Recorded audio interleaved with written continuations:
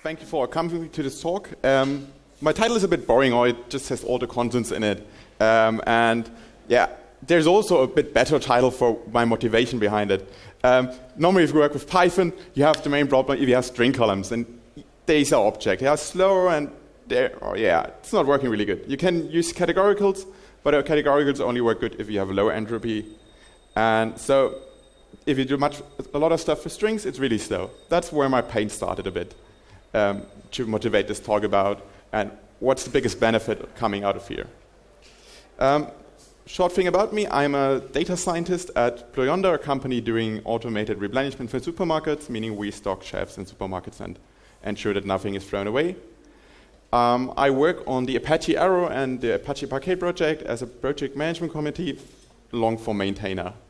And I'm actually called data scientist. I'm a data engineer and architect, meaning I have a lot of data I push around with pandas. I'm not doing so much machine learning, I'm just pushing data around. It's a basic introduction. In the talk today, first I want to motivate a bit why we want to have this, why pandas as it is not perfect. Then I want to introduce the concept of extension arrays, which is an awesome new feature in the latest release of pandas. I think that was about 2 or 3 weeks ago. So everything in this talk you can't use with all pandas versions, so please update. Then I'm going to show you the 2 main ingredients I'm using to extend pandas. It's Arrow as a storage backend and Numba to provide analytic on top. And I'm showing you how you combine all that stuff and use them with your typical pandas data frame. To understand a bit better what a pandas data frame is, or what a series is, a series is normally made up of 2 NumPy arrays. You have the payload data, in my case here called values, and you have an index. It's also a NumPy array giving a bit of data alignment to the values. A pandas data frame, in contrast to a series, just has multiple of these values. And pandas provides really good analytical APIs on that. You can do filter, group by, aggregate, and so on. It's a huge set of functions on top of a collection of NumPy series. And most of the operations in pandas, they are generic. They work for every type that is supported by NumPy, and they work also for the types that are not supported by NumPy, which are called object dtypes. But there's also some kind of special operations like exiting the day of week with a date, or doing string splitting. And therefore you have in pandas these accessors. Maybe .dt and .str are the both most well known. That's a really cool tool. I think probably most of the room already have used pandas, and it's really nice to do data analysis, but there are also some things which are not so nice. The first thing is, which the main talk is about, pandas can only support the types that NumPy supports. It even supports a bit less than NumPy. And in those cases, you have a data type coming from Python that's not supported in pandas. You get the object dtype. I'm also going to give you a short introduction why this is really bad. This comes from a bit, NumPy's focus is on numerical data and on tensors, the new modern word for matrices. So you normally have dimensions, and in each dimension data is a fixed size. One of the typical examples in contrast to that is what is called nested data. When you have nested data, you typically can have, say, you have a pandas data frame, you have a column in there, and each row in the column is a list of variable length. That's something which you can't represent in a NumPy array, even if it's lists of integers, but they have a variable length, and that's not matching the concept what NumPy is doing for us. So already in this case, we're out of luck with using NumPy. But the cool thing is, if you have such a NumPy native dtype, pandas are really fast. And then you're happy off, you can use pandas, and it gives you really good performance. If it doesn't support this, then the performance is mostly not so good. The typical ones is variable length strings. There is a fixed length string type in NumPy that's not exposed in pandas, but you can use fixed length strings in NumPy. But that also gives you then the maximum size. Each string is as long as the maximum length of an integer, which can sometimes be quite huge. And also, you can use nullable ints in pandas. The trick is to use Python objects. That's awfully slow, but you get nullable ints. Otherwise, you get a float array made out of integers. That's okay sometimes if you're just doing ad hoc data analysis, but if you care a lot about your types and you write production code using pandas, you really want to be sure about the types. And an example of that is also visible in the behavior of Pandas. Pandas defaults to working and doing things fast. If you want to have a data frame with a column of dates, Pandas provides you with the date range function. Then you have a data frame with dates from 1970 up to now. But if you look at the data type, which is in there, you can see in the middle of the printout of Pandas, it says date time 64 nanoseconds. Dates and time zones are normally things that's hard. And normally, you assume that the time, if you're doing it right, is represented in UTC. So if you say, okay, I have my data frame, I want to do some timestamps corrections to my local, my case, supermarket, then, okay, shift all timestamps in my data frame to the local time zone. But if I'm dealing with dates, a date does not really have a time zone. There is just the 1st of January of 1970 anywhere on Earth. And you can't normally put a time zone on that because time zones are plus minus hours. So if you look at a Pandas data frame, which is generated by that function, you get a timestamp, even though I wanted a date. This is a bit where Pandas loses types in trade-off for performance. And the solution for that is, like in all those things, there is the date accessor, and you can call that and convert your one column back to Python objects. But the nice thing at the end is you have a date. And then you don't your date time or your time zone conversion function won't do anything with this column, and you're safe off. That's another typical example where Pandas type system is not as featureful as you would like it. But already talked 7 minutes, I ranted a lot about this object type, and I said it's bad. But to really understand why it's bad, we have to look at how these objects look internally. The really efficient case is you have a NumPy array, in this case with integers, and then you have the native performance. And you have really small overhead. You have a big thing here, which is only about, I think, 42 bytes in memory, is the Python object declaring the NumPy array, which has a pointer to the data, which has some Python meta information, and then says the dimension and strides. Dimensions is in this case just a tuple of a single entry, saying it's a one-dimensional thing. And then you have one section memory, which is just plain C integers, which is the content of the NumPy array. If you, in contrast, look at the Python list with the same of these integers, you have a 40 bytes header for the list, pointing then to an array in memory with memory addresses, just the addresses, so it's efficient, local to another. But each of these addresses pointed to Python integer objects in memory, and they can be scattered anywhere around in your memory. And also, it's not a 64-bit integer; it's 8 bytes. But in the case here, you have also the 40-byte memory overhead for Python object, so you actually have for each integer 48 bytes. Because they're scattered around in memory, all the CPU caches you have, which make your numerical code fast, they fail because they're just somewhere in memory, and it's not deterministic that they're in one block of memory. And to access them, you need 2 levels of interaction in contrast to the NumPy array. And that's why we need those fast NumPy array implementations to get a good performance in Pandas and all NumPy operations. And that's then the thing we're missing at the moment with types that have dtype object. Luckily, there was the Pandas 0.23 release. I saw the pull request a month before that, and I was really, really excited. Because at the moment, if you wanted to extend Pandas, you would have to do a pull request which modifies a lot of Pandas internals. Or the different approach would be what Pandas is doing, subclass a data frame, and also override some internals of Pandas. And you need to have really in-depth knowledge. But Pandas 0.23, it brought you 2 classes or interfaces you have to implement, just 2. And I will show you also the methods you need to implement, which is really small.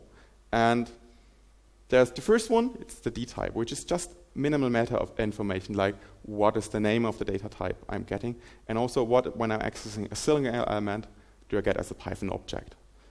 If you have a string, you normally want to have 6.text type in there to support Python 2 and Python 3. That's all you need for this extension dtype. The extension array, that's where you actually have your payload data in there. There you have to keep track of your own memory in this case. Python is reference counted, so keeping track of memory is quite easy, but you need some variables. And then provide some basic implementation of the basic ground level functionality. Not everything the Pandas API supports, but the Pandas API builds on some basic methods. And once you implement these basic methods, you get the whole Pandas API with all this fancy group by things and so on, which you did not need to implement for your data type. And in most cases, it's really efficient already from the start. I will show a bit of benchmarks for my 1 hour string implementation, and it's already faster than a pure string. So this is a real excitement. It's much faster, and maybe it will be 10 times faster someday, but it's really a huge improvement. And that's also a huge improvement because it's so fast to implement. So all the functions you need in Pandas 0.23 to implement to get a custom array are these ones listed on the left. The upper two ones are just an alias for constructors with special input. And then you have some ones for the get item is for complex accessing your data and returning maybe an array of your type again or a single scalar. And then you have a bit of meta information. And what is also important is the isNav function. The Pandas extension array uses this isNav function to infer if there are nulls or not nulls in your data. This is also really good if you want to provide nullability, because then your type can just implement it how they would like. You don't have to provide like NumPy features for that. And also, what is making it even better, you get test-driven development in just 10 seconds by just importing the tests. Pandas has a huge set of tests which you can just put your type in. They have built a really big set of constraints which your type should adhere, and they check everything with what's going in there, which makes it really easy to implement an extension array and already get feedback if it's already correctly implemented. And if you pass those tests, most of the functionality will work. But we have been using NumPy in Pandas for a long while, and as already said, it's just focused on numeric and matrices. This is where Apache Arrow comes in. This is a bit also my motivation here. I'm an Apache Arrow maintainer. It's still a very low level, and as an end user, you cannot use it, you cannot get the benefits because it's a low-level library, there's no analytic on top. Arrow is just a specification how you should put memory or columnar memory into your RAM, and how you can also pass it around so that it's independent from your ecosystem you're actually living in. If you're in Java or if you're in Python, it should have the same structure, so you can mmap it forwards and backwards. And it's also, the design was taking in with knowing what Python, what R, and Java is using, and also what your CPU wants to be efficient. And we have a lot of languages supported now. I'm not reading all of them, but I hopefully didn't forget one of those. We have a least prototype implementation in our main repository for them. But the most typical things at the PyData conference people know Arrow for is the Parquet format reading, and since 1 or 2 months also the Pandas UDF decorator, which makes PySpark a bit faster. The cool thing in Arrow is we have those types we're missing in Pandas. So we have string type, we have a data type, we have a nullable int, which is also an improvement, and we also have some kind of recursive typing. Like we can say we have a list of something, and we can put all those primitive types we have in Arrow inside there and say we have a list of that, we have a struct contained of these 3 elements, or union or so on, which is much bigger type system than NumPy provides us. And also it has the thing that everything is nullable. So if you're dealing with missing data, you finally have those things that you can set flags, okay, this row is missing, this row isn't missing. And also a bit coming from the bigger data systems where you get data in chunks, you can't, if you want to have a data memory consecutive, you would have to copy it once. So in Arrow, it's built in that we also assume that data will be chunked, so that if you have an array, it's maybe made out of 2 memory sections. Makes it accessing internally a bit harder, but provides a lot of some features that you can do concatenation without in constant time. And yeah, as I mentioned, it's fast to just go to other systems. What's not so nice in Arrow is it's still young. It's 2 years old, but it's a huge effort. So for the huge effort, it's really young. There's not much analytic on top. Pandas is about 10 years old, so they had a lot of time to implement a lot of analytic. And Arrow is really, with high performance, the best performance you can get in mind, written. So it's modern C++, which is nicer than old C++.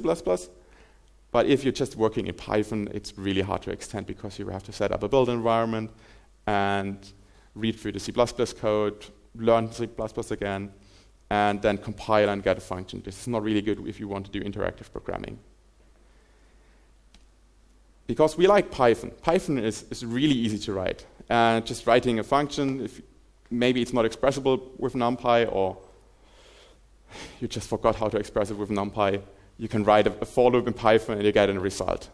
230 milliseconds, it's a small set of data, so it sounds like it's fast. But actually, normally everyone knows for loops of a NumPy arrays is a no-go, it's slow. And that's where the people from Continuum, they have written Numba. Numba is a just-in-time compiler that looks at your Python functions and extracts all the numerical operations out of them, and then compiles them with LLVM, which is the latest, best compiler we know about. And the good thing is, you only need a JIT decorator, and that's all the magic you have to do, and then it's 1,000 times faster. This is just an example, a toy example. Probably if you have more complicated code, it may be a lot more faster, and it may be a lot less faster. But the good thing is, it's still, for your side, it's pure Python. There is a lot of C++ magic behind that, but you as an end user, you have pure Python. The nice thing is, Numba does not need NumPy arrays.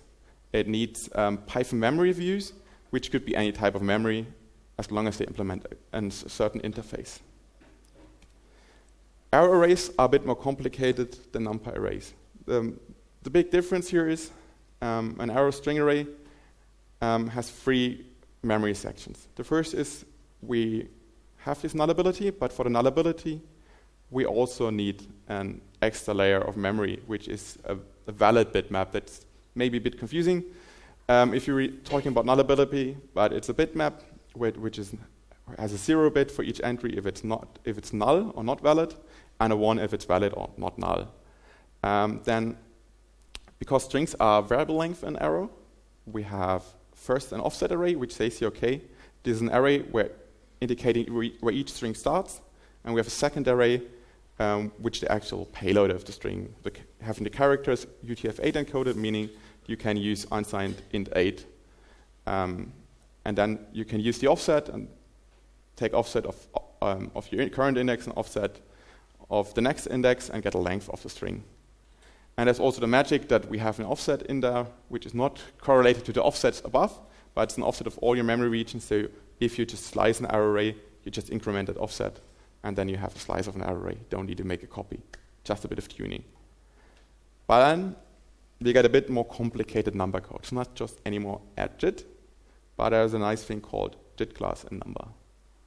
JIT class is a decorator where you have to supply types. It's not working without types. But then you can define the members of your class, saying, okay, I have my first buffer, which is the valid bitmap, or missing in my case called, the offsets, which is an uint32, and the data buffer, which is an uint8 buffer, which is maybe sometimes missing, in the case where we have just only null values, then we don't need a data buffer. And we have a single scalar offset. That's also always the nice thing with Numba. It's pure Python code, and you have only one decorator indicating that you have a just-in-time compiler working for you. For the rest of your class, you can just write pure Python functions. Even those that do complicated bit shifting operations that access then your bitmap. The weird thing is this function is only valid in Python 3, but if you use Python 2 and have a JIT decorator, it still works. You can do from future imports, but that's a thing which confused me sometimes why my unit tests were failing when I turned on code coverage. But these operations, if you're doing it in pure Python, it's really slow. And expressing it with NumPy is also not really possible, because that is a scalar operation. You want to check if one entry in your array is null or not. That's maybe not really relevant at the moment, but the good thing is you can just take your arrow array, take these 3 memory buffers, and then create this object, and you can use it in for loops again, just as it would be a normal object. And to compute this length, already said, we need to make one offset minus the other offset. we can just iterate over this string array and call just one of those member functions.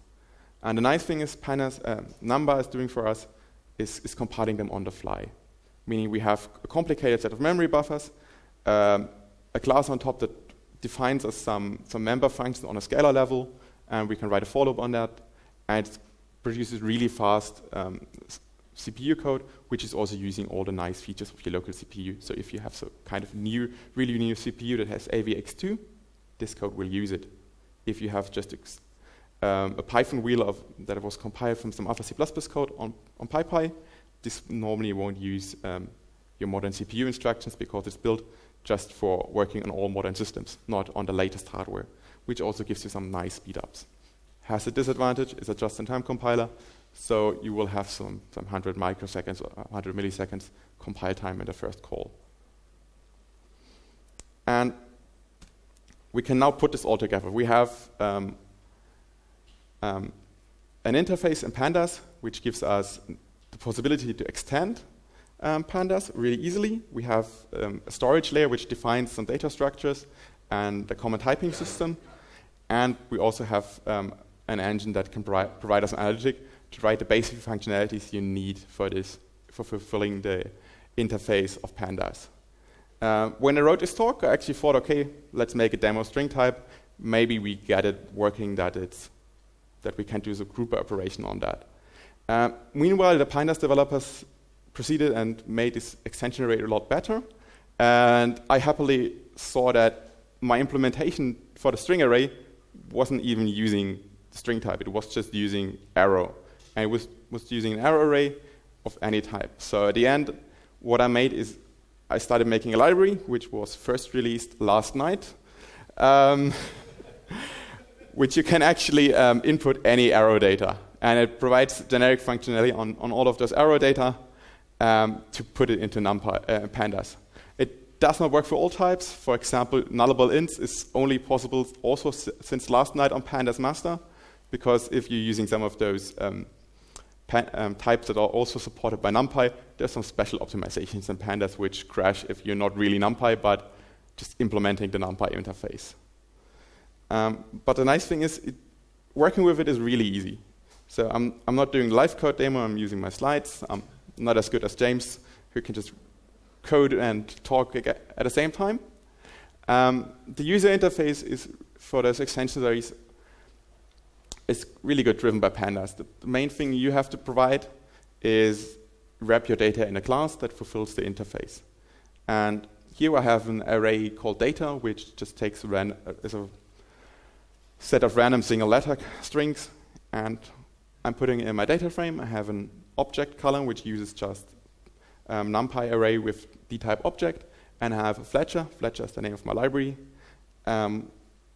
which wraps this and passes it to the constructor. The constructor sees that it's a Python object and then converts it to Arrow. It's not the most efficient way to construct it, but it's quite an easy one here. If you have Arrow data already read from a Parquet file or so, you don't need to convert it back to Python. You can just use it and put it also in a Fletcher array. And Pandas looks at all those data, looks if it's an extension array, and if it's one, it will just load it as an extension array. And dealing with the strings then leads you just the same results. And we have this test, we fulfill them. And so if you look at the data frame, we have a lot of single character strings. And if you have an object column or if you have one of my Fletcher columns, there's no difference in looking at it if you look from the optical perspective. If you look on the information from the data frame, you see that the first column is of object dtype and the second column is my magic Fletcher string type. And we have a memory usage of 80 megabytes. This is also a thing with objects. As I told you, you have a lot of overhead with the Python objects. Meaning if you get rid of that overhead, you save a lot of memory.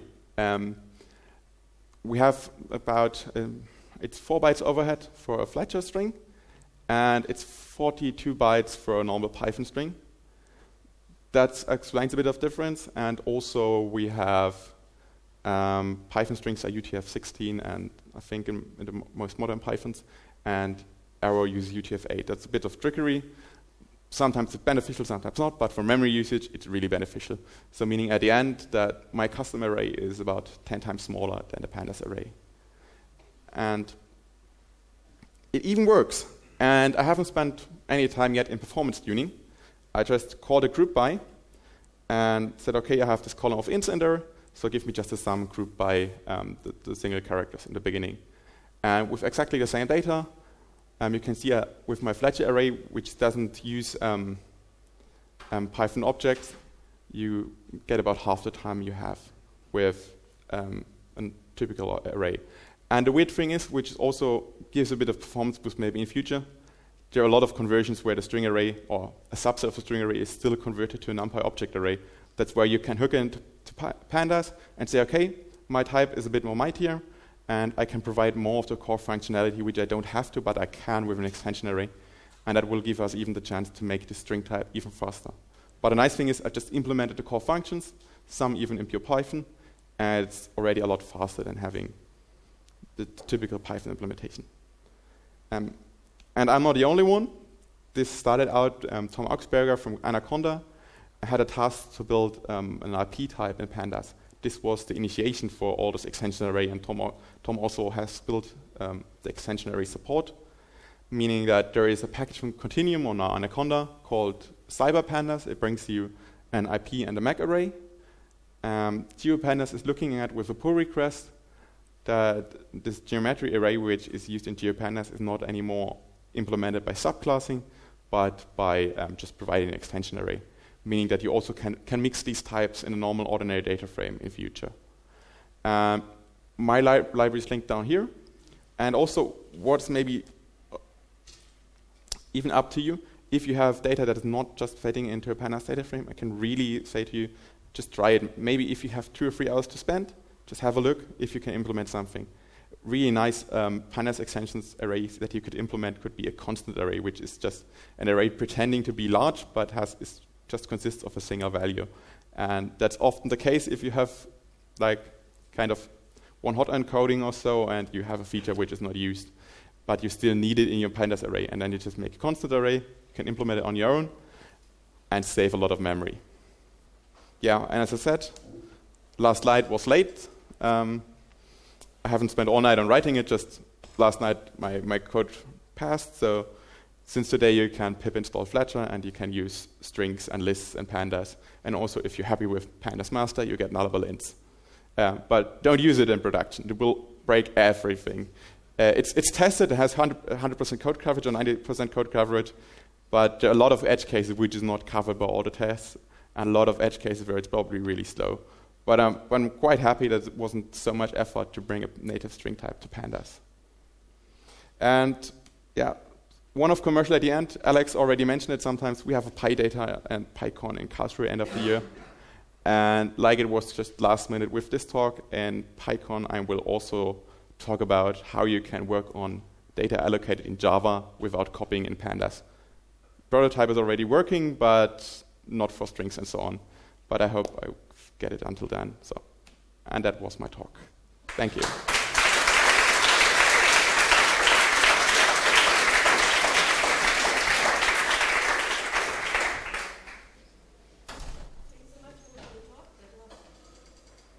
Thanks so much, Uwe, for the talk. That was super fascinating. Are there any more questions that you would like that the talk raised for you?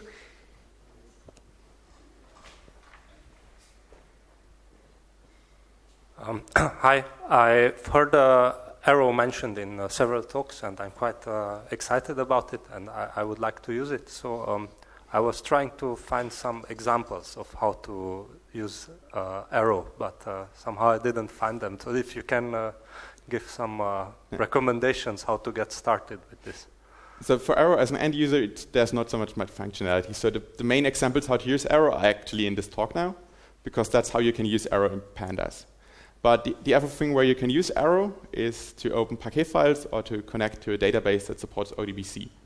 Or you can use it in Spark by using a decorator. But at the moment, it's still a system-level library. So if you need really good performance and you have time to spend, look into it, contribute to it. But as an end user, you have to wait a bit for it. Or you have to also engage in development to get it ready for an end user. it's a hopeful project. It's a long-term project. So if everything goes through, it will provide a lot of performance, but at the moment it's not so visible. Okay, thanks.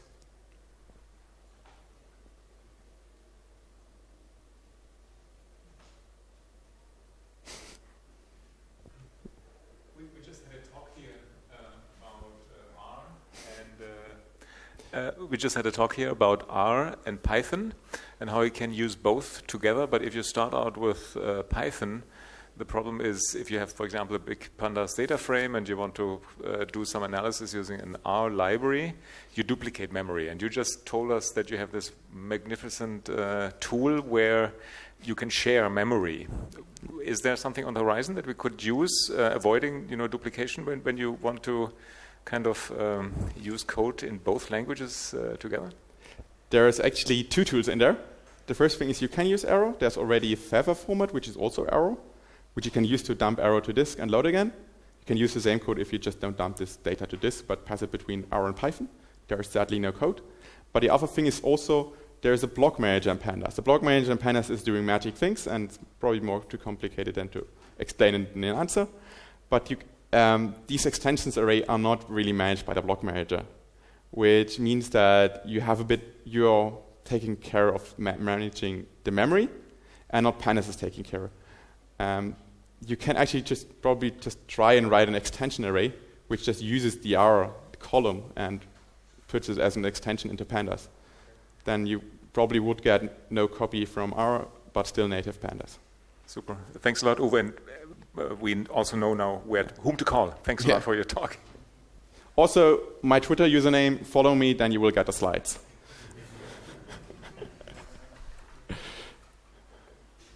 Thank you. I guess we have a... The code you showed us had all these nice for loops, and if I'm correct, we shouldn't use for loops in Python at all. So if you do an iterator, is there the same speed advantage? And also if you try to vectorize everything as much as possible already in Pandas, will you still have that 10x savings, or will that then be less? If you're using Numba, you won't have those 10x saving if you already have written perfect vectorized code. But it even is useful sometimes to write for loops with Numba, because if you have a NumPy array and you do vectorized operations, after each operation your results are copied to a new array. And if you use Numba and write for loops, you will pull the data once from memory in your local CPU registers computations, and then push it once back to memory, which makes it a lot faster because you have less intermediate allocations. But that's normally that the overhead is normally a factor of 2 or so, which is not always beneficial to write more complicated code.